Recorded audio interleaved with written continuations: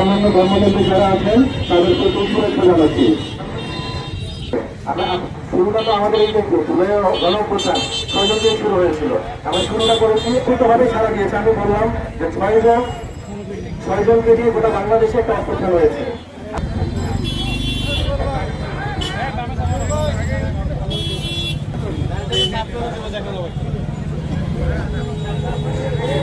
পবিত্র রমজান মাসে আপনাদেরকে এত ব্যস্ততার মাঝে আপনারা নিজেদের কাজ রেখে এখানে এসেছেন, এজন্য নিম্নদেবের পক্ষ থেকে আমরা আন্তরিক ধন্যবাদ জানাই।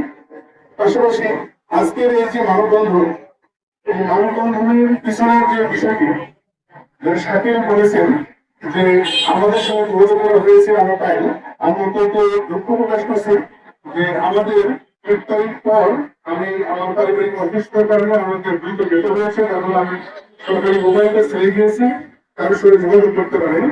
তো আজকে যখন আমি আসলাম, আসার পরে যখন বিষয়গুলো সম্পর্কে অবগত হলাম, তারপরে আমি যারা এই আন্দোলনের সঙ্গে ভর্তির আন্দোলন বিষয় ব্যাখ্যা করলে হয়তো বুঝতে পারবেন।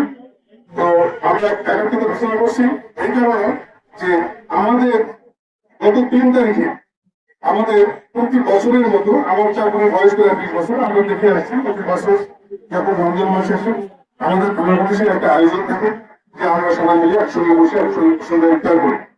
কারণ আমাদের ব্যস্ততা মাঝে আমার সময় যায় না, তো অন্যতম পরে গেলে হয়তো আরো পাবো না, কারণ সবচেয়ে ব্যস্ততা থাকবে।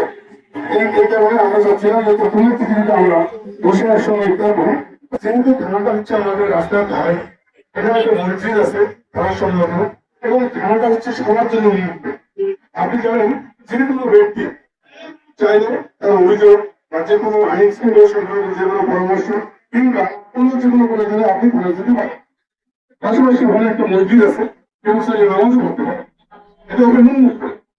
এখন আমাদের যখন আমরা সিনিয়র অফিসারদের এবং আমাদের প্রতিষ্ঠানের একটু ব্যস্ত ছিলাম, এই ব্যস্ততার ভাগে হয়তো কোনো একজন এখানে এসছেন, আমাদের অবসরে ওখানে বসছেন, হয়তো এর মধ্যে থাকে এখানে কিন্তু আপনাদেরকে নিয়ে দিনবাসীকে নিয়ে আমাদের কাজ, আমরা জানি ক্ষেত্রে তার পরিচিত যখন পরিচয় পাইনি আমরা, হয়তো আমার অবসরে কিন্তু আমাদের যারা কাজ করতেছেন তার অবসরে বসে উনি আমাদের চিন্তা করছেন, কিন্তু এটা আমার জানা নাই।